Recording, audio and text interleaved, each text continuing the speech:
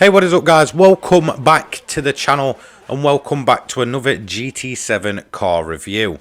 Now this one's going to be a little bit different as it's actually not a brand new car. This is actually just the Red Bull X2019 with a special custom 25th anniversary livery on it.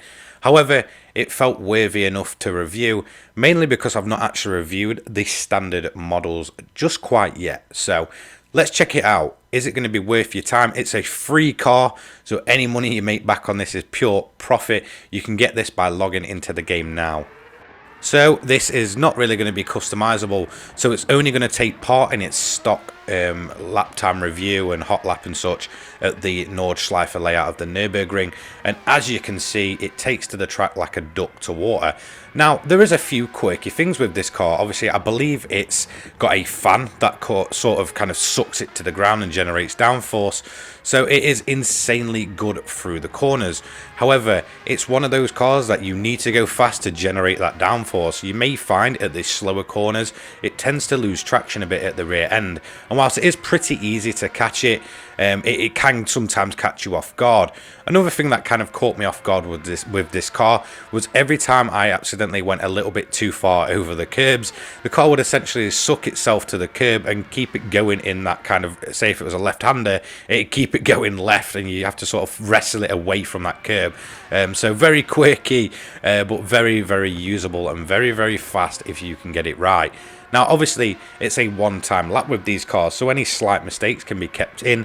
Any major ones I would have just restarted the lap and gave it another shot. Now you will see me doing a few offs. This is the first time using this car properly in a long time. In fact, I've never really massively used any of the Red Bull cars that much within GT7, not really compared to the likes of the Tomahawk and such. Now that is probably one of the things this car will get compared to, is the Tomahawk. However, in my opinion, as a more drivable and more enjoyable experience, this car tops the Tomahawk. Sometimes the Tomahawk just feels a bit too fast, to the point where it's just ridiculous and non-usable for the majority of players.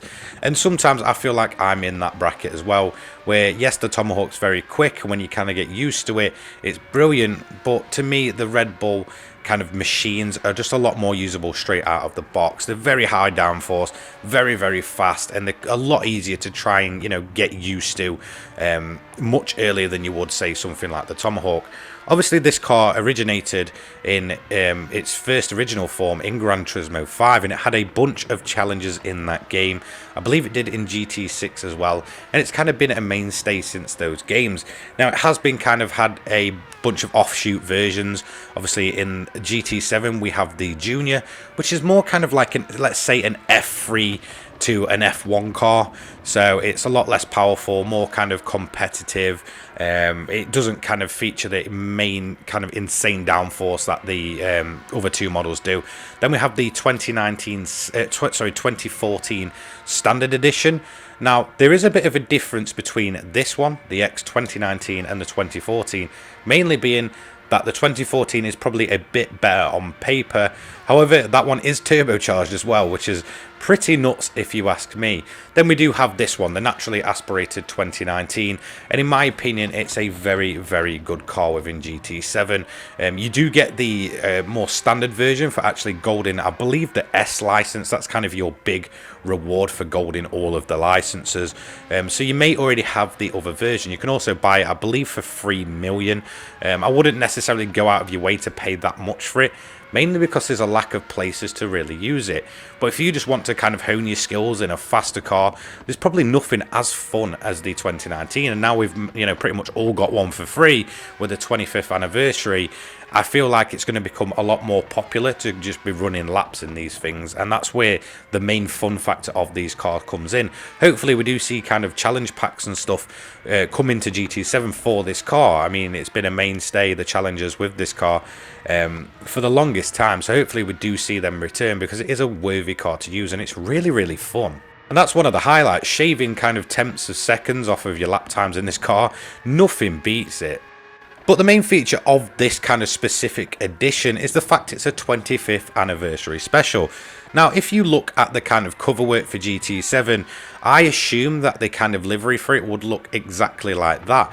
but they've gone with a bit of a different theme here. As you can see, it's got the white on the car, as well as the kind of mix of the red and blue, and a bit of purple as well, and I think it's an absolutely stunning livery. It really suits the lines of this car, and it almost gives it a kind of sort of spacey kind of vibe, some sort of futuristic look to it. It really does enhance the look of this car and makes it look better than even the kind of standard blue Red Bull livery or the black version that comes standard on this model of car. I really think this is the best looking of the Red Bull cars that we've ever had. I really absolutely love this livery, and one thing I really do like about it is the downshifts. While the kind of normal sound to it isn't very, you know, appealing, in my honest opinion, I think they could have gone much better there. The downshifts on this thing are absolutely brutal. You know, overall, this is a very, very good car to get for free. No complaints there. It's also a very usable car in terms of its grinding. Whilst it doesn't have specific events, you can actually down tune this. Yes, it does kind of take away from the downforce and the power and, you know, the main reason to use this thing, the fun factor.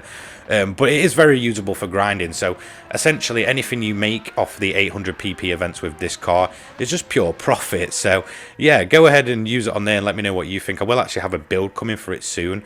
But overall, I'm really liking this car. It felt worthy of its own review, just because it seems like a bit of a celebration to Gran Turismo. Obviously, it's been a mainstay since GT5. It's kind of the modern day, kind of crazy VGT kind of car and such, of that program, if you know what I mean. So it's been around for the longest time, like since 2010, I believe. Now, one thing I really, really do like about this car is the cockpit view. It's absolutely incredible. The sense of speed is just like nothing else.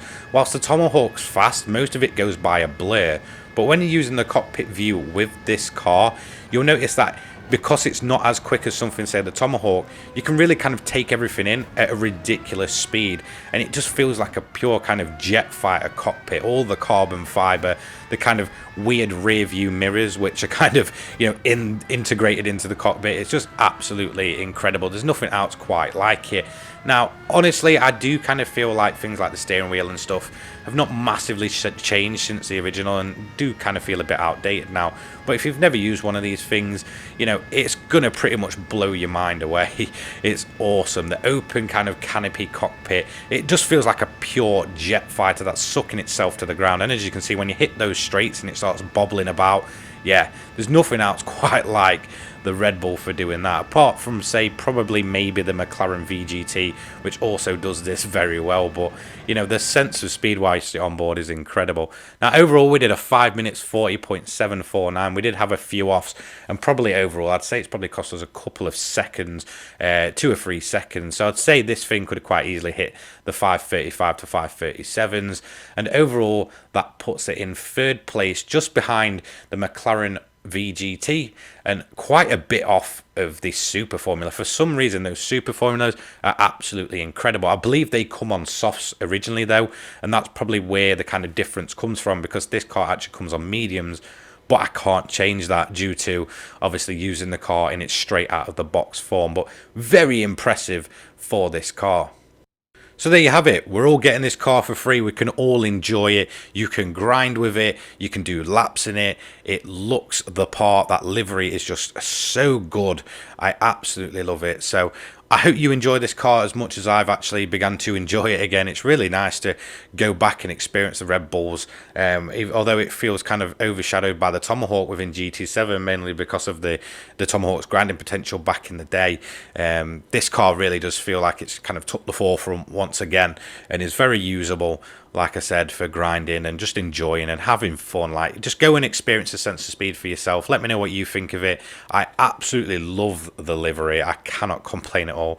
So don't forget to like, comment, subscribe, turn the notifications on so you don't miss an upload from me. My links are in the description down below, including my Twitter, my sponsor for today's video, the Controller People, and my Discord. So that's going to be it. Take care, guys. Have a great day. See you in the next one. Peace!